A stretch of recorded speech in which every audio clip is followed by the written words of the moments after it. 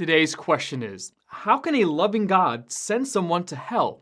In this video, I'll answer that question from a biblical perspective. In order to address the question of a loving God sending someone to hell, we need to define a few terms and correct a few wrong assumptions. Our definitions must be biblical and our assumptions must be correct. We must first define the term loving God.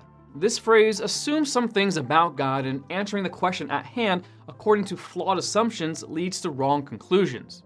Our culture defines a loving God as a completely non-confrontational being who tolerates anything we want to do. But that is not a biblical definition.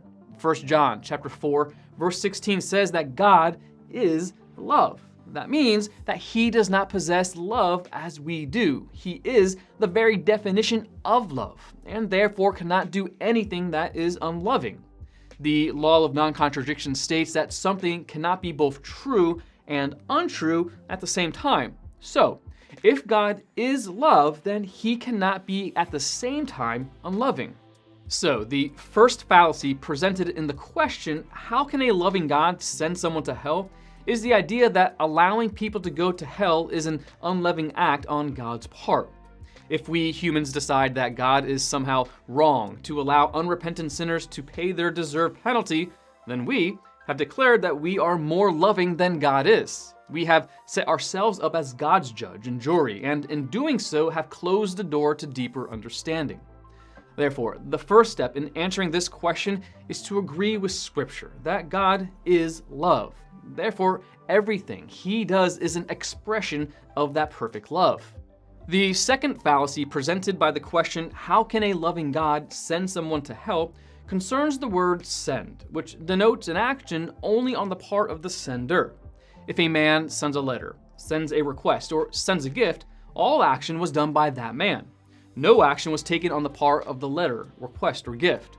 However, this understanding of the word send cannot be applied to the question at hand because God has given human beings freedom to participate in their life choices and eternal destinations. John chapter 3, verses 16 through 18. The way this question is worded implies that if anyone goes to hell, it is the result of God's unilateral action, and the person being sent to hell is a passive victim. Such an idea completely disregards the personal responsibility God has entrusted to each of us. How can a loving God send someone to hell? The entire question is wrong. A better wording is, if God is love, then why do some people go to hell? Romans chapter 1, verses 18 through 20 lays the foundation for the answer. The wrath of God is being revealed from heaven against all the godlessness and wickedness of people who suppress the truth by their wickedness, since what may be known about God is plain to them, because God has made it plain to them. For since the creation of the world, God's invisible qualities, his eternal power and divine nature have been clearly seen, being understood from what has been made, so that people are without excuse. There are several key points in this passage that give us glimpses into the heart of God. First is the fact that people actively suppress the truth. People have been given enough truth to know and surrender to God, but they refuse it. Self-will wants to deny God's right to tell us what to do. So with the truth in front of them, many people turn away and refuse to see it.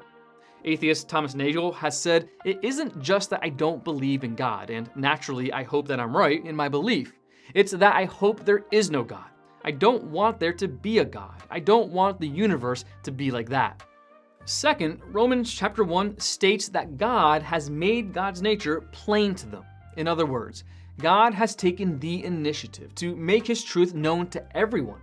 History has proved this since time began, as every people group has sought some understanding of a creator to whom they owe allegiance. Such knowledge is an integral part of what it means to be created in the image of God. Genesis chapter 1, verse 27. Romans chapter 1, verse 20 then says that people are without excuse. And to whom would they give such an excuse? The very one who says that he has made himself known to them if they would only humble themselves and accept such revelations. God judges each of us according to the truth he has given us, and Romans chapter 1 states that we each have enough truth to turn toward rather than away from him. When answering the question, how can a loving God send someone to hell? Another facet of God's nature comes into play.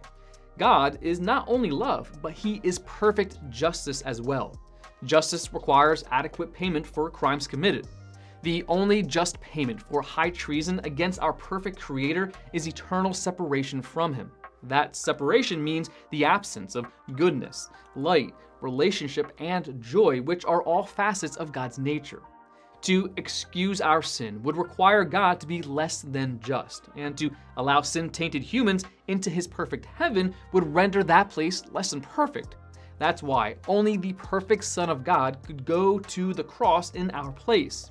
Only his perfect blood was an acceptable payment for the debt we each owe God. Colossians chapter 2, verse 14. When we refuse Jesus as our substitute, we must pay the price ourselves. Romans chapter 6, verse 23. God gave us the freedom to choose how we respond to him. If he forced us to love him, we would be robots. To give us no option but obedience would be a violation of our free will.